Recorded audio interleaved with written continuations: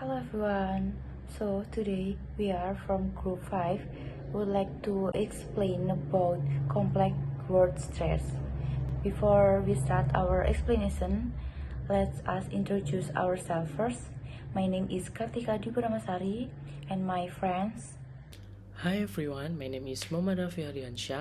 Hello, I'm Denova Fiona Ellie. Okay, the first content is about complex word. The words that were described were called simple words. Simple in this context means not composed of more than one grammatical unit. So that of example, the word care is simple, while careful and careless, being composed of two grammatical units each, are complex. Carefully and carelessness are also complex and are composed of three grammatical units each. And four complex words are of two major types. And the first is words made from a basic word from, which we will call the same with the additional of a affix. And the second is compound words, which are made of two or associationally more independent English words. For example, is ice cream and armchair. And the next is suffix.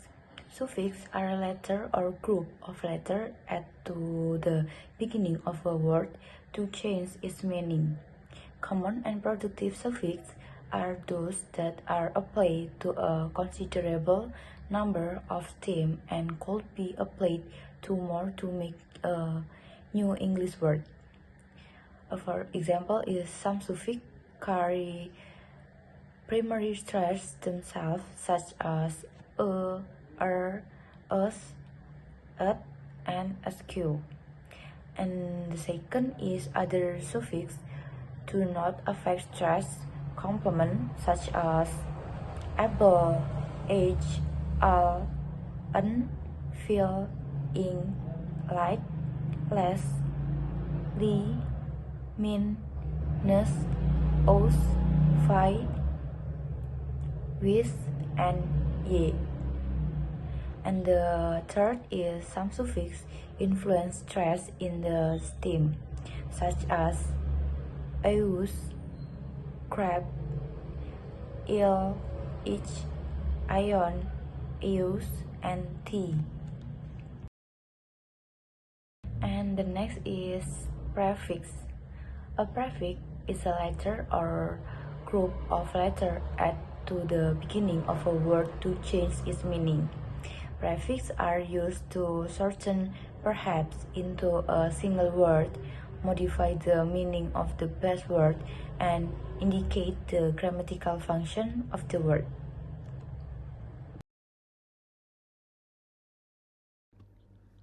Okay everyone, the next material that will be explained by me is about compound words, or in Indonesia we call kata majmuk. Compound words is words that are formed from combining two or more words to form a new meaning. And then the main characteristic of compound word is can be analyzed into two words, both of which can exist independently as English words. We go to the example. Compound words are written in different ways. Sometimes there are is one word. For example, like armchair, sunflower. One word is actually have a own meaning like arm and chair, but if we combine armchair it has a one meaning. Sunflower also, like sun is sun and then flower, and then we combine sunflower and then they have a new meaning. And then sometimes with the word separated by a hyphen, for example like open and then minded. And then the next cost effective. And then the last example is sometimes with two words separated by a space. For example like desk lamp. We wrote like desk and then space lamp, and then battery space charger. The next material is about variable stress. English stress pattern not fixed may change due to nearby word or disagreement among speakers, connected speech effect, shift in final stress compound, moving to preceding syllables with secondary stress if next word is strongly stressed. For example, like when we say controversy, some speaker maybe said controversy, and by others maybe controversy. It will be quite wrong to say that one version was correct and one is incorrect. So I think that's all for me, and then the next material will be explained by my friends.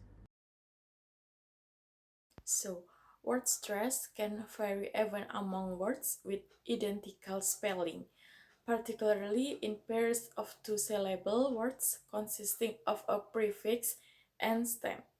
These differences often relate to the word's class, noun, verb, or adjective. A special rule applies to such pairs.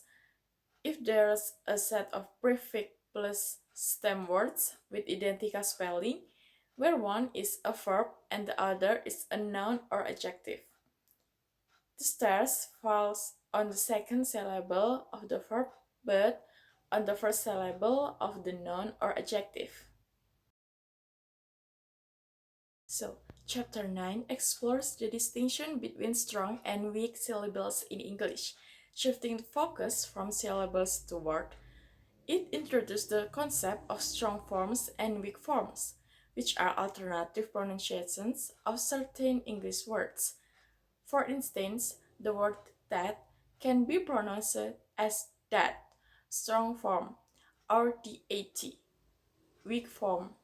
While approximately 40 such words exist in English, learners often prefer using strong forms exclusively.